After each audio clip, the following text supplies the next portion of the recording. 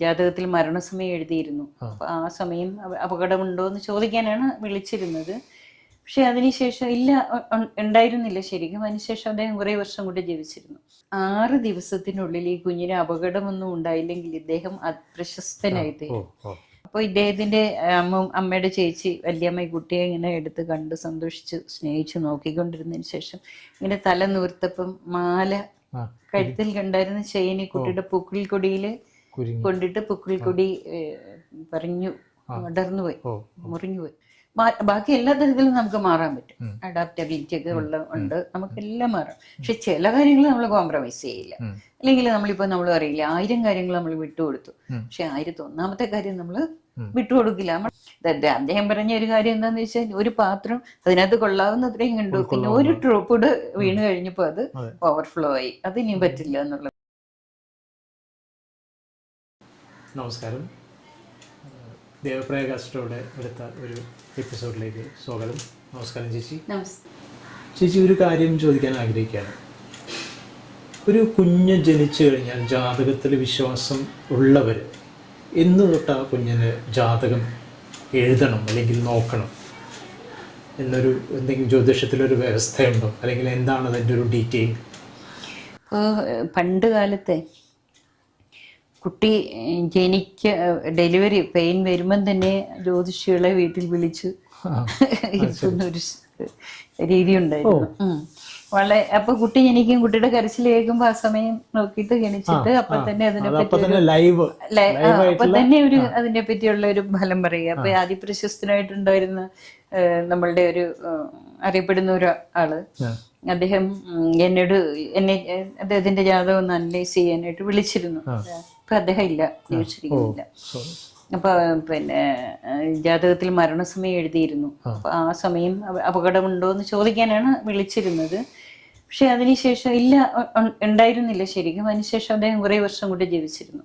അപ്പൊ ഞാൻ അദ്ദേഹത്തോട് ചോദിച്ചു, സാറിന് എന്നാണ് ഈ ജ്യോതിഷത്തിൽ ഇത്ര വിശ്വാസം വന്നത്? അപ്പൊ ഞാൻ ജനിച്ചപ്പോഴേ എനിക്ക് ജ്യോതിഷത്തിൽ വിശ്വാസമാണെന്ന്. അപ്പൊ എനിക്ക് ഭയങ്കര അതിശയമായി, ഒരു സർപ്രൈസിങ് ആയിരുന്നു ആ മറുപടി. ജനിച്ചപ്പോഴേ വിശ്വാസമാണ്, എനിക്ക് ജനിച്ചപ്പോഴേ ജ്യോതിഷം വിശ്വാസമാണ് എന്ന് പറഞ്ഞു. അപ്പൊ എന്താണ് കാരണം എന്ന് ചോദിച്ചാൽ, അദ്ദേഹത്തിന് ഇങ്ങനെ അമ്മ പ്രസവിക്കാനായി പ്രസവവേദന വന്നപ്പോ സാധാരണ ഇവര് വിളിക്കുന്ന അസ്ട്രോളജറെ വിളിച്ച് വീട്ടില് അദ്ദേഹം വന്നു. കുട്ടി കരയുന്നത് കേട്ടിട്ട് ജാതകം ഗ്രഹനില നോക്കി. എന്നിട്ട് അദ്ദേഹം പറഞ്ഞു, 6 ദിവസത്തിനുള്ളിൽ ഈ കുഞ്ഞിന് അപകടമൊന്നും ഉണ്ടായില്ലെങ്കിൽ ഇദ്ദേഹം പ്രശസ്തനായി തീരും. അപ്പൊ എല്ലാവരും വിചാരിച്ച് ഈ കുഞ്ഞിന് അപകടം എന്തുണ്ടാകാൻ, 6 ദിവസമുള്ള കുട്ടിയല്ലേ. അപ്പോ അദ്ദേഹം പറയുന്നൊരു കാര്യം, പിന്നെ ഈ പ്രസവിച്ച് 2-3 ദിവസം കഴിഞ്ഞപ്പോൾ അദ്ദേഹത്തിന്റെ അമ്മയുടെ ചേച്ചി കുഞ്ഞിനെ കാണാനായിട്ട് വന്നു. അദ്ദേഹം തന്നെ പറയുന്നത്, എന്നെ കണ്ട വളരെ ഭംഗിയുള്ളൊരു കുട്ടിയായിരുന്നു, എന്റെ നിറമൊക്കെ കണ്ടിട്ട് എന്റെ ഓർമ്മകൾ അദ്ദേഹത്തിന് വീട്ടിൽ പറഞ്ഞു കേട്ടതല്ലേ, ജനിച്ച കുട്ടി ഓർത്തിരിക്കില്ല. അപ്പൊ അത് മറന്നുപോകുന്നൊരു സംഭവമല്ല. അപ്പോൾ ഇദ്ദേഹത്തിന്റെ അമ്മയുടെ ചേച്ചി വല്യമ്മ കുട്ടിയെ ഇങ്ങനെ എടുത്ത് കണ്ട് സന്തോഷിച്ച് സ്നേഹിച്ച് നോക്കിക്കൊണ്ടിരുന്നതിന് ശേഷം ഇങ്ങനെ തല നൂർത്തപ്പം മാല കഴുത്തിൽ കണ്ടായിരുന്ന ചെയിനി കുട്ടിയുടെ പുക്കിൽ കൊടിയിൽ കൊണ്ടിട്ട് പുക്കിൽ കൊടി പറഞ്ഞു അടർന്നുപോയി, മുറിഞ്ഞുപോയി.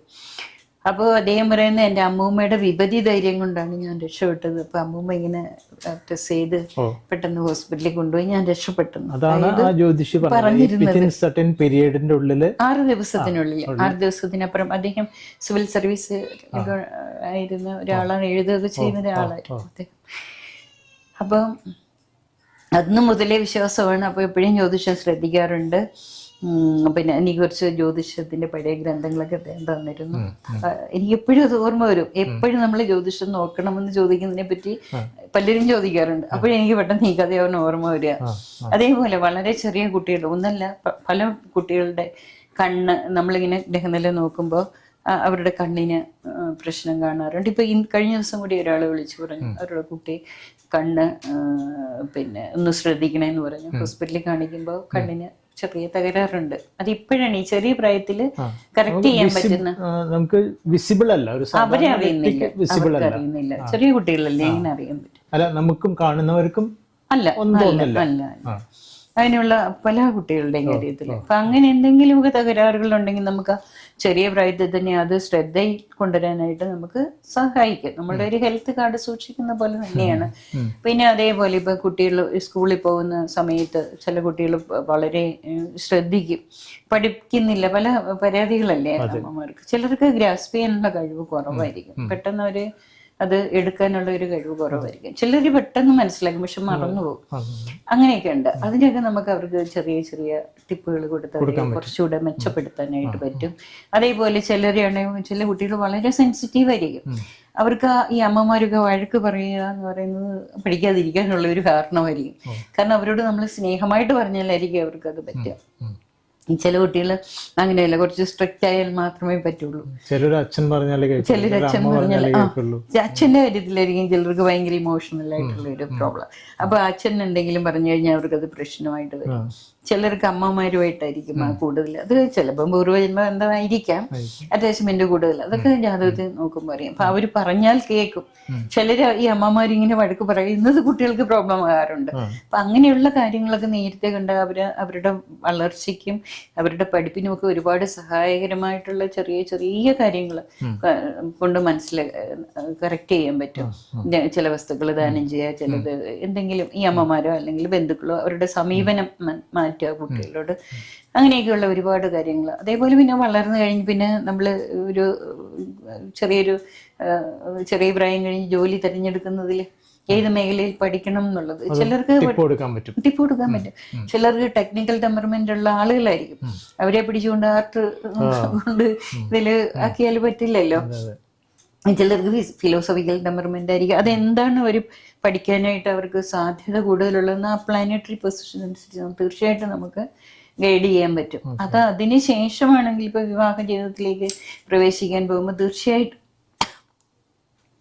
തീർച്ചയായിട്ടും അവര് എങ്ങനെയാണ് അവര് മറ്റുള്ളവരോടുള്ള സമീപനം, ഒരാളിനെ കൂടെ എങ്ങനെ അവരെ അക്കോമഡേറ്റ് ചെയ്യും എന്നുള്ളത് അവരുടെ ജാതകത്തിൽ എവിടെയാണ് അതിന് കറക്ഷൻ വേണ്ടത്. ചിലർക്ക് ഒന്നും ഉണ്ടാവില്ല, വളരെ നല്ല മനുഷ്യരായിരിക്കും, പക്ഷെ അവരുടെ നാവ് അവർക്ക് ജീവിത പ്രശ്നങ്ങൾ കൊടുക്കുന്നതായിരിക്കും. ചിലര് മറ്റുള്ളവരെ കൺസിഡർ ചെയ്യുക, സെൽഫിഷ്നെസ് കൂടുതലായിരിക്കും. ചിലർക്ക് സ്വന്തം കാര്യമാണ് മുൻതൂക്കം.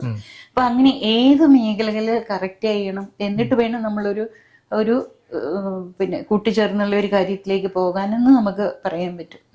അതേപോലെ നമ്മളിപ്പോ ഒരു പൊരുത്തം നോക്കുക എന്ന് പറയുന്ന ജീവിത പങ്കാളിയെ സെലക്ട് ചെയ്യുമ്പോൾ അവർക്ക് എത്രമാത്രം ഇയാളിനെ അക്കോമഡേറ്റ് ചെയ്യാൻ പറ്റും. വിവാഹ ജീവിതം എന്ന് പറയുന്ന ഒരു അഡ്ജസ്റ്റ്മെന്റ് തന്നെയാണ്. പക്ഷെ ചില കാര്യങ്ങൾ നമുക്ക് പറ്റാത്തതുണ്ട്. എത്രയൊക്കെ നോക്കിയാലും നമുക്ക് കോംപ്രമൈസ് ചെയ്യാൻ പറ്റാത്ത കാര്യങ്ങളുണ്ട്.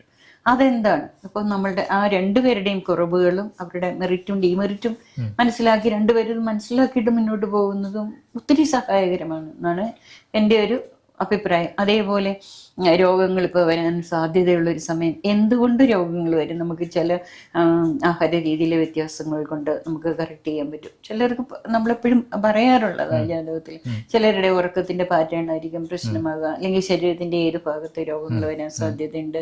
അങ്ങനെയുള്ള എല്ലാ കാര്യങ്ങളും സർവ്വവിധ മേഖലകളിലുള്ള കാര്യങ്ങളിലും ഈ ഗ്രഹങ്ങൾ നമ്മൾക്ക് അതിന്റെ സൂചനകൾ തരും. അതിപ്പോ ജോലിയിലായാലും ജീവിതത്തിന്റെ ഏതൊരു മേഖലകളിലും. അതുപോലെ നമ്മുടെ ഇന്നർ ആയിട്ടുള്ള ഫീലിങ്സ് നമ്മൾക്ക് മാത്രം അറിയാം. നമ്മുടെ മനസ്സിന്റെ സംവേദനങ്ങൾ നമുക്ക് കുറച്ചുകൂടെ വ്യക്തമായിട്ട് ആഴത്തിൽ എന്തുകൊണ്ട് അങ്ങനെയാകുന്നു എന്നുള്ളതിനെ പറ്റി എന്ന് പറഞ്ഞാൽ ഇത് പ്രപഞ്ചത്തെ പറ്റിയുള്ള ഒരു ശാസ്ത്രമാണ്. കാരണം നമ്മൾ പ്രപഞ്ചത്തിന്റെ ഭാഗമാണ്. പ്രപഞ്ചത്തിലുണ്ടാകുന്ന സംവേദനങ്ങൾ നമ്മളിലും ഉണ്ടാകുന്നുണ്ട്. അത് ഏത് രീതിയിലാണെന്നുള്ളത് നമ്മൾ ജനിക്കുന്ന സമയത്തുണ്ടാകുന്ന ആ മുദ്രണങ്ങൾ പ്രപഞ്ചതാളം അനുസരിച്ച് എങ്ങനെയൊക്കെ അത് നമ്മളില് തുടർന്ന് സംഭവിച്ചുകൊണ്ടേ ഇരിക്കുന്നു എന്നുള്ളതാണ് ഈ ഗ്രഹങ്ങളുടെ പൊസിഷൻ നമ്മൾക്ക് കാണിച്ചു തരുന്നത്. അത് എപ്പോഴൊക്കെ എങ്ങനെയുള്ള ചിന്തകൾ നമ്മളിലേക്ക് വരുന്നു, എങ്ങനെയുള്ള വ്യക്തികൾ നമ്മളിലേക്ക് വരുന്നു, എങ്ങനെയുള്ള സാഹചര്യങ്ങൾ വരുന്നു എന്നുള്ളത് നമുക്ക് മുൻകൂട്ടി കാണിച്ചു തരുന്ന ഒരു അറിവാണ് ജ്യോതിഷം. ജ്യോതിഷം എന്ന് പറഞ്ഞാൽ പ്രകാശമാണ്. നമുക്കൊരു ഉൾക്കാഴ്ച തരുന്ന, അവയർനെസ് തരുന്ന, ഏറ്റവും കൃത്യമായി നമുക്ക് അവയർനെസ് തരുന്ന ഒരു ശാസ്ത്രമാണ് അസ്ട്രോളജി എന്ന് പറയുന്നത്, ജ്യോതിഷം. ആ ജ്യോതിഷം നമ്മൾ എങ്ങനെ ഉപയോഗിക്കുന്നു എന്നുള്ളതാണ്. ഏത് മേഖലകളിലും അത് ഉപയോഗിക്കാം. ഇപ്പൊ കർമ്മ മേഖലകളിലാണെങ്കിൽ ചിലപ്പോൾ ചില കാലയളവില് ചില ആളുകൾ അവരുടെ കമ്മ്യൂണിക്കേഷൻ കൊണ്ട് അവർക്ക് പ്രശ്നങ്ങൾ വരും. അതിപ്പോ വെർബൽ ആവണമെന്നില്ല. ഇപ്പൊ ഈ നമ്മള് ഇതില്ലേ മെയിലുകളും ഒക്കെ, അപ്പൊ അങ്ങനെയുള്ള ഇപ്പൊ എനിക്ക് അറിയാവുന്ന ഒരാളോട് വളരെ ശ്രദ്ധിക്കണം ഇങ്ങനെയുള്ള കാര്യങ്ങൾ എന്നൊക്കെ പറഞ്ഞിട്ടുണ്ട്. പക്ഷെ അദ്ദേഹത്തിനൊരു ഫോൺ കോൾ വന്നു, വലിയ ഫണ്ട് ട്രാൻസ്ഫർ ചെയ്യാനായിട്ട്. അപ്പം അദ്ദേഹം മെയിൽ അയക്കാൻ പറഞ്ഞു. ഉടനെ മെയിൽ അയക്കാൻ പറഞ്ഞപ്പോൾ ആള് ചോദിച്ചു, ഞാൻ മെയിൽ അയച്ചാലേ നീ ചെയ്യുള്ളൂ, ഞാൻ പറയല്ലേ, വേറൊരു രാജ്യത്തിരുന്നുണ്ട്. അദ്ദേഹം ഫണ്ട് ട്രാൻസ്ഫർ ചെയ്തു. വലിയ കോടികളായിട്ടുള്ള വലിയ പ്രശ്നങ്ങളായിരുന്നു അത്. പിന്നെ ഒരുപാട് പിന്നെ പ്രശ്നങ്ങളൊക്കെ ഉണ്ടായതിനു ശേഷം അത് പരിഹരിക്കപ്പെട്ടു. അപ്പൊ അത് ആ ഒരൊറ്റ മൊമെന്റില് സംഭവിച്ചതാണ്. അങ്ങനെ ഒരാൾ വിളിച്ച് ഇങ്ങനെ ഫോൺ പറയുമ്പോൾ അങ്ങനെ ചെയ്യാൻ പാടില്ല, നേരത്തെ പറഞ്ഞിരുന്നതുമാണ്, എന്നിട്ട് പോലും അദ്ദേഹത്തിന് പറ്റിയില്ല. അങ്ങനെയൊക്കെ സംഭവിക്കാറുണ്ട്. ആ ഒരു കമ്മ്യൂണിക്കേഷൻ കൊണ്ട് നമുക്ക് പ്രോബ്ലംസ് ജീവിതത്തിൽ വരാം, അല്ലെങ്കിൽ നമ്മുടെ വാക്കുകൾ കൊണ്ട് വരാം, അല്ലെങ്കിൽ നമ്മുടെ ചില സൗഹൃദങ്ങൾ, ചില കാലത്തുണ്ടാകുന്ന സൗഹൃദങ്ങൾ കൊണ്ട് വരാം. അതായത് ജീവിതത്തിന്റെ സമസ്ത മേഖലകളെ പറ്റി നമ്മൾക്ക് ഉൾക്കാഴ്ച തരുന്ന ഒരു ശാസ്ത്രമാണ്. അത് നമ്മൾക്ക് ഉപയോഗിക്കണമെങ്കിൽ ഉപയോഗിക്കാം, അത്രേ ഉള്ളൂ. ഇവിടെ ഈ പറഞ്ഞ ഈ സബ്ജക്റ്റ് എന്ന ഒരു കാര്യം മാത്രം പ്രസക്തമായിട്ട് എനിക്ക് തോന്നുന്നത്, ഈ വിവാഹത്തിന് വേണ്ടി ജാതകം നോക്കുന്ന ഒരു ഏർപ്പാട് ഇപ്പോൾ കുറഞ്ഞു വരികയാണ്. കാരണം പലർക്കും അതിൽ വിശ്വാസം കുറഞ്ഞതാണോ, അല്ലെങ്കിൽ എനിക്ക് എൻ്റെ ലൈഫ് പാർട്ട്ണറെ ഞാൻ സെലക്ട് ചെയ്യുന്നു, കുറച്ച് അറിഞ്ഞതിന് ശേഷമാണ് വിവാഹം കഴിക്കുന്നുള്ളൂ എന്നൊക്കെ നമ്മൾ പൊതുവെ ഇപ്പോൾ കേൾക്കാറുണ്ട്, കാണാറുണ്ട്, അനുഭവം ഉണ്ട്. അപ്പോൾ അതിന് ജാതകം നോക്കിയിട്ടൊരു ചേച്ചി നേരത്തെ പറഞ്ഞ പോലെ ഒരു ടിപ്പ് കൊടുക്കുന്നത് അവരുടെ ഫ്യൂച്ചർ ലൈഫിനുള്ള ഒരു നല്ലൊരു തീർച്ചയായിട്ടും ഈ വ്യക്തി എങ്ങനെയുള്ള സ്വഭാവമുള്ള ആളാണെന്ന് അറിയാനായിട്ട് ഇപ്പൊ നമ്മൾ ഒരാളെ പരിചയപ്പെട്ടു, കുറച്ചു കാലം അവരുമായിട്ട് സൗഹൃദത്തിലായിരുന്നു എന്ന് വെക്കുക, അവര് നമ്മളെ കാണിച്ചു തരുന്ന മുഖം എങ്ങനെയുള്ളതാ? അവരുടെ റിയൽ ആയിട്ടുള്ള മുഖമാണോ? അങ്ങനെയാണ് പരിചയമുള്ള ഒരു തമ്മിൽ കല്യാണം കഴിക്കുന്ന എല്ലാം സക്സസ് ആവണമില്ല. റിയൽ ആയിട്ടുള്ള മുഖമല്ല, മറ്റേ ആൾക്ക് എന്താണോ ഇഷ്ടമുള്ളത് ആ രീതിയിൽ. അവിടെയാണ് മിക്കവാറും ഈ ലവ് ഫെയിലർ വരുന്നതും അങ്ങനെയാണ്. കാരണം ജീവിതത്തിലേക്ക് കിടക്കുമ്പോൾ അതല്ലായിരുന്നു റിയാലിറ്റി എന്നുള്ളൊരു മനസ്സിലാവും. അത് പല കാരണങ്ങൾ കൊണ്ടാകും. ഒന്നുമില്ല അവരോട് സന്തോഷിപ്പിക്കാൻ വേണ്ടിയായിരിക്കും അവർക്ക് ഇഷ്ടമുള്ള പോലെ പെരുമാറുക, അല്ലെങ്കിൽ ചിലപ്പം ബോധപൂർവം തന്നെ നമ്മൾ എന്താണെന്നുള്ളത് ഹൈഡ് ചെയ്തിട്ടായിരിക്കും മറ്റേ ആളിനോട് പെരുമാറുക. പല രീതിയിലുമാകാം. സോ ചിലപ്പോ ഒരു കടുത്ത പ്രണയം എന്നൊക്കെ പറയുമ്പോൾ ആ സമയത്ത് ഇവർ പ്രണയിക്കുന്ന സമയത്ത് ഒരു 10,000 പേരുണ്ടെങ്കിലും ആ 2 പേര് മാത്രമേ ആ ലോകത്തുള്ളൂ. അവർക്ക് ഇഷ്ടമുള്ളത് എന്താണോ അത് ചെയ്യാന്നുള്ളത്. അവര് ബോധവാന്മാര് പോലും അല്ല, ചുറ്റുവട്ടത്ത് ഇത്രയും പേരുണ്ട്. ബോധത്തോടു കൂടിയല്ല, സ്വാഭാവികമായിട്ട് അങ്ങനെ സംഭവിക്കും. ഇനി നേരെ മറിച്ചുകൊണ്ട് നമ്മൾ എന്താണെന്നുള്ളത് ഹൈഡ് ചെയ്തത് മറ്റേ ആളുടെ മുന്നിൽ നമ്മളെ പ്രസന്റ് ചെയ്യുന്ന രീതി, ഉദാത്തമായ പ്രണയം എന്നൊക്കെ നമ്മൾ പറയുമ്പോൾ തീർച്ചയായും സത്യസന്ധമായിട്ടും മറ്റൊരു പ്രണയിനിയോട് ഇങ്ങോട്ട് തിരിച്ചു തോന്നാവുന്ന ഒരു പ്രണയം അതിനെ മുതലെടുക്കാനുള്ളതാണ്. അങ്ങനെയും ഉണ്ടാകാം, ചീറ്റ് ചെയ്യാനായിട്ടേ. അവർക്ക് എന്താണോ അവർക്ക് ഇഷ്ടമുള്ളതല്ലേ അവർക്ക് വേണ്ട രീതിയിൽ ഇവര് ആണെന്നുള്ളത് ബോധ്യപ്പെടുത്തണം. അങ്ങനെയും സംഭവിക്കാറുണ്ട്.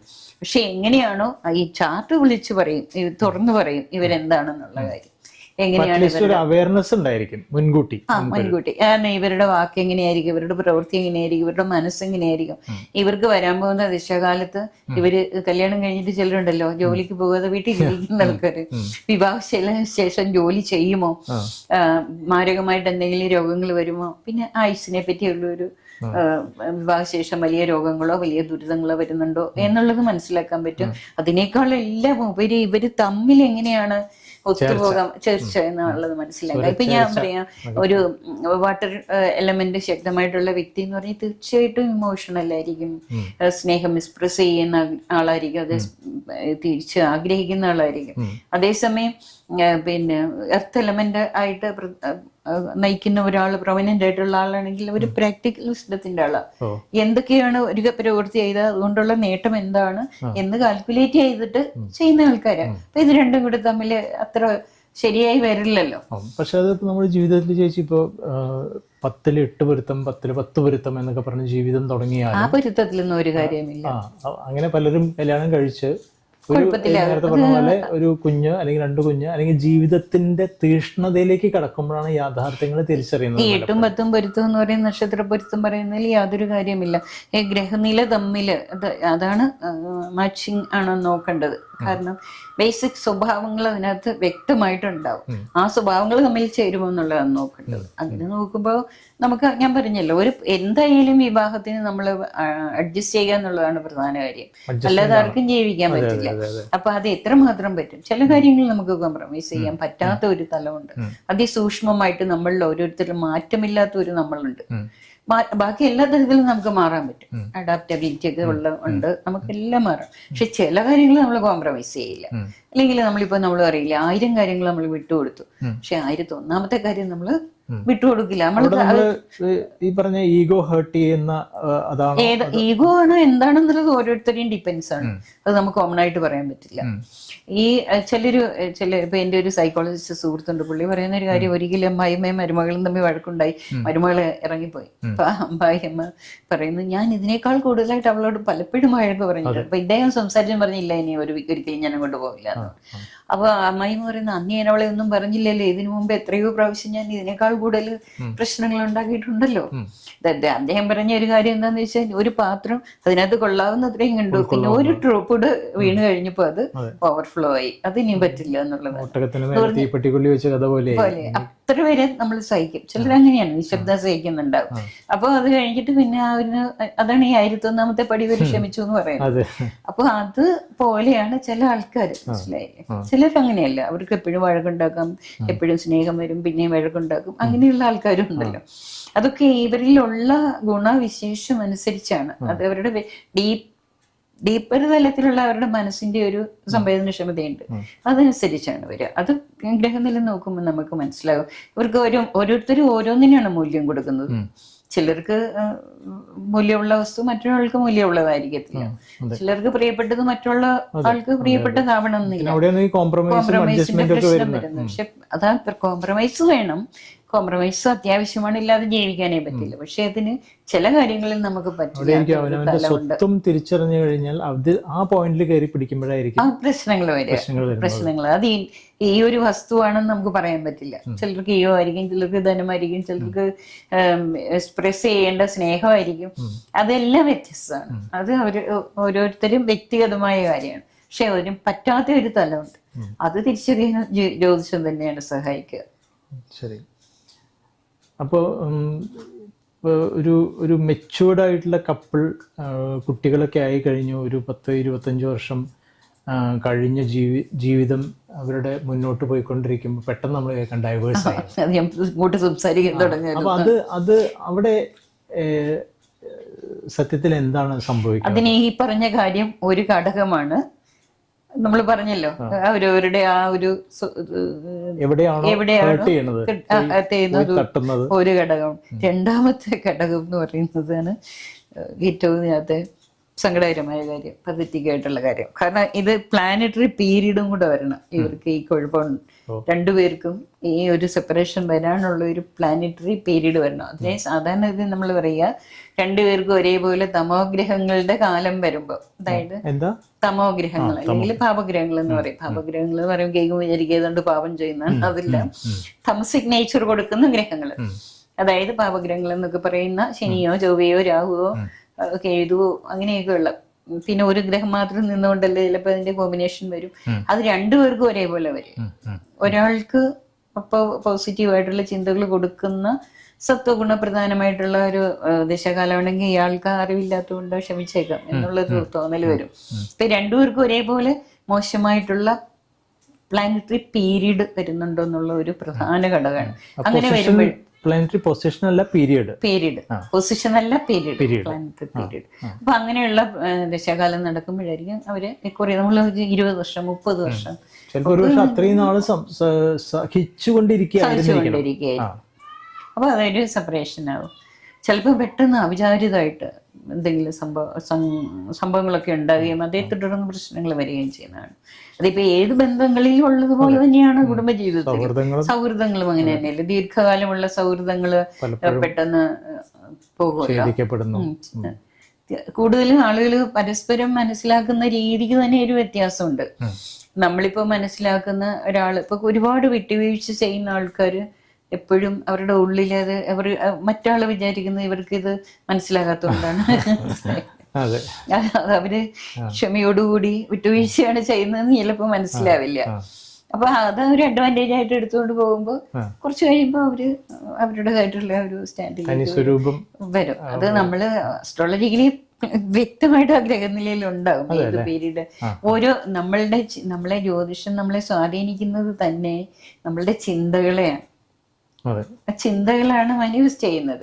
ഇപ്പൊ നമ്മൾക്ക് ഏത് കാലത്ത് ഏത് തരം ചിന്തകൾ വരും എന്നുള്ളതാണ് ഈ ഗ്രഹനില സൂചിപ്പിക്കുന്നത്. ഇഷ്ടങ്ങളും അനിഷ്ടങ്ങളും ഒക്കെ ഏത് തരത്തിൽ വരും എന്നുള്ള മനസ്സിന്റെ തലത്തിലാണ് നമ്മൾ സ്വാധീനിക്കുന്നത്. അപ്പൊ അതനുസരിച്ചുള്ള ഒരു വ്യക്തിയോ സാഹചര്യമോ വരികയും നമ്മുടെ മനസ്സ് അതുമായിട്ട് അറ്റാച്ച്ഡ് ആവുകയും ചെയ്യും. ഒരു കോഡിങ്ങിൽ നിന്നാ ഞാൻ പറയാം അതിന്.